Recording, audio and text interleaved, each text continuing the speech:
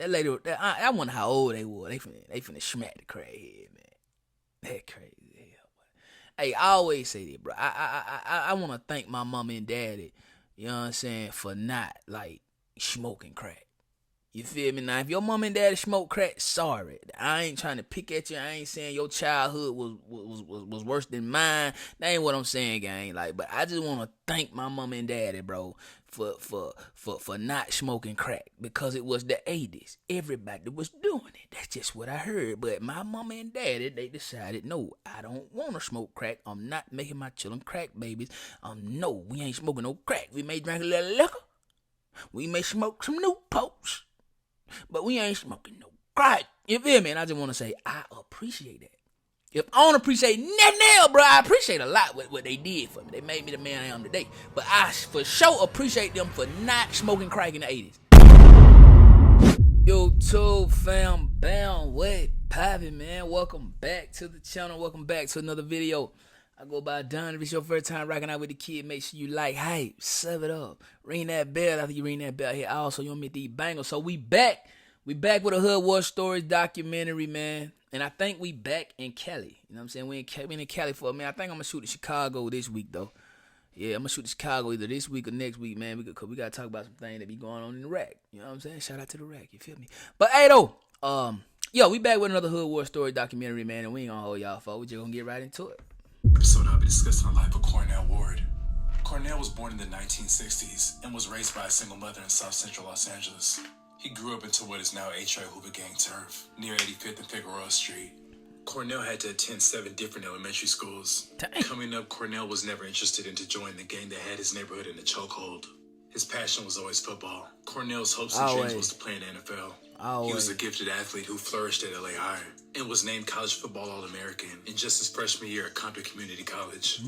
Things were at an upward trajectory for CORNELL until one day his coach came into the locker room and told him that he was ineligible to play, which left CORNELL in a shock. Throughout his upbringing, CORNELL was like a little brother to Freeway Rick Ross.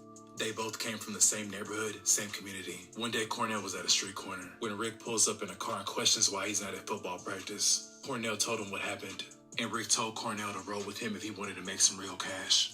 Hey, just a fun fact. This guy right here, they say he was the real Franklin from Snowfall, though. You know what I'm saying? Yo, that's what they say. That's crazy. Would then use his $1,800 financial aid refund check to purchase 2 ounces of drugs from Rick. Within the next 6 hours, CORNELL made $5,600. Dang. This would buy him into the game. He was officially a part of the Freeway Boys, a tight-knit group led by Ricky Ross. At first, they considered themselves just an average group of street hustlers. That's before Rick met Danilo Blandon. Danilo was a highly educated man from Nicaragua with access to large amounts of cocaine. He supplied them with the work for a fraction of the cost they were previously paying. He also laced them with money counters and weapons. Danilo told an associate in San Francisco that he, quote, chose to sell it to the blacks because in their neighborhood it was no cops. You can sell it where you want. And when they kill each other, no one cares. That's that was crazy. Danilo's thought process and method to success. Couple that with him meeting Ricky Ross, who lived in South Central, knew the gangs and distribution system. Danilo and Rick would try to teach CORNELL how to fly an airplane so that he could transport cocaine in and out for a starting pay of $800,000 one way. But CORNELL declined, saying he'd make that amount easy on the ground level. A freeway task force was eventually put in place to take down Ricky Ross and his associates. They had an informant who was giving them intel on where certain drug spots were located. One day, Rick picked up CORNELL. I ain't gonna count, man. Even though I ain't in the street, bro, I do not like a rat, bro. You know what I'm saying? Like, gang, like, dog, like, stay out the streets, man, if you ain't ready to, you know what I'm saying, lay your life down, whether that's dying or going to jail, bro. You know what I'm saying? Like a nasty, filthy, dirty rat. I don't like that. You know what I mean? Like, why the hell you getting the police intel, bro? Like, let them do their job, ma. You feel me? And like I said, I ain't never been in the streets. I'm not a street guy. I am a reactor. I am a YouTuber, bro. This is what I do on the daily, gang. So I'm not biased or none of that. You feel me? And I do have people in the streets, but I don't think I got nobody that's ever been told on. I don't think so. I can't think. I don't know. But yeah, like, I just don't like for the ones to jump in the streets, get the glory from being in the streets, but then when shit hit the fan, hey, I tell you this for this. Like, come on, man. Like, you need to cut that out. The police need to stop accepting shit like that. Bruh, and we're going to get back to the video, but I saw where a murderer, bruh, got less time because he told on somebody. I saw where a rapist, he the one raped the girl, but he got less time because he told on the pimp. Free cash out. You smell me? Like, that's crazy as hell to me, bro. To take down Ricky Ross and his associates, they had an informant who was giving them intel on where certain drug spots were located. One day, Rick picked up Cornell and Ali, then headed to the Palace of Wheels, which was one of their headquarters. As they were leaving, the task force began to follow them, resulting in a high-speed chase. Rick jumped out of the car while it was still moving, while Cornell and Ali ran in a different direction. Rick was able to get away, but Cornell and Ali got swarmed and beat down by the task force. They knocked out Cornell's front teeth and severely damaged the right side of his face. A cop then took a kilo from his car and planted it in theirs. He then took pictures. Rick Ross turned himself in shortly after. The case would eventually get dismissed, leading to his release. Cornell and Ali were subsequently released as well. Feeling the heat and wanting to keep a low profile, Rick tried to convince Cornell to go with him to Cincinnati to resume operations. Initially, Cornell was down, but got cold feet when he saw everyone around him dying. His favorite aunt had just passed and was addicted to crack. A day later, Cornell had told a group of kids he knew to go home after catching them in a crack spot with a 304. Almost immediately after, the kids... crazy, bro. What they were finna do to the 304, cuz? I know she wasn't finna let them smack, cuz. Man, look, bro. Cocaine is a hell of a drug, bro. You know, they're my free bait cocaine. Now that's straight up, bro. That lady, I wonder how old they were. They finna smack the crackhead, man. That crazy hell, boy.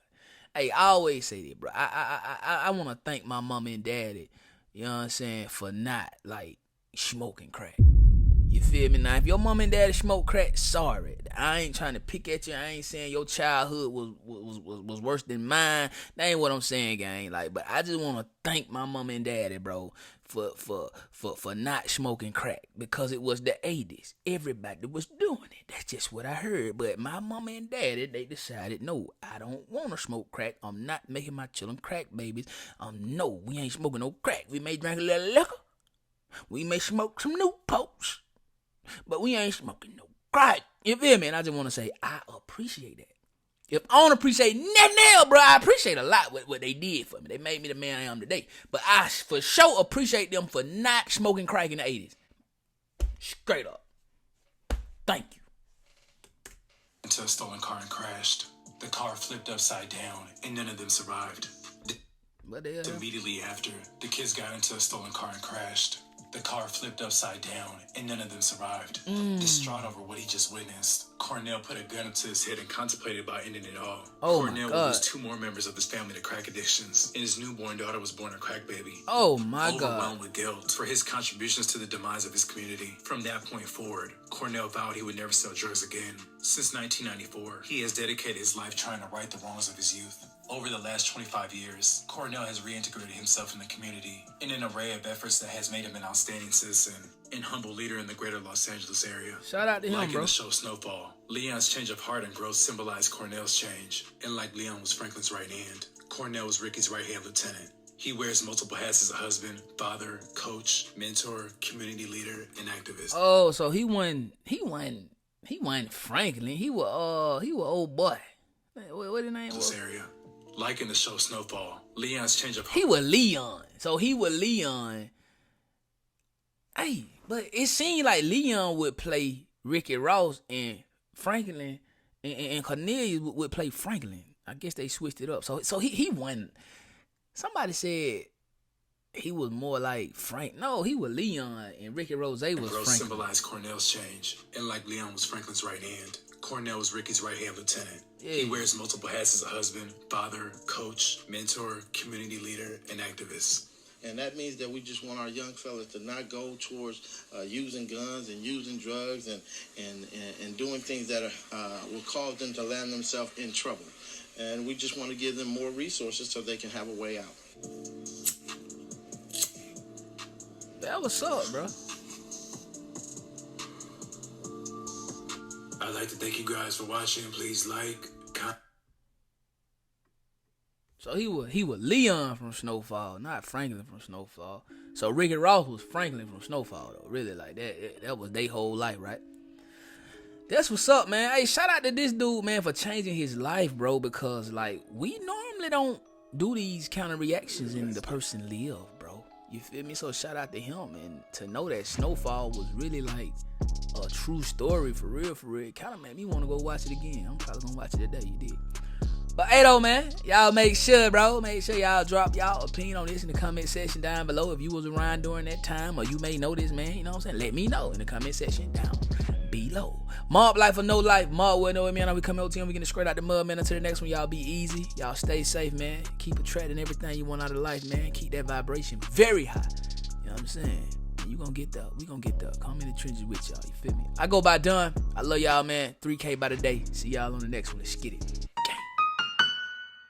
You know we got the streets, nigga. We got the trap too. I say my trap doing numbers. I just bust another jewel. Got a player around the corner. Hey. I say my trap doing numbers like that 05 summer. Got a quarter pound on me. Hey. The trap doing numbers.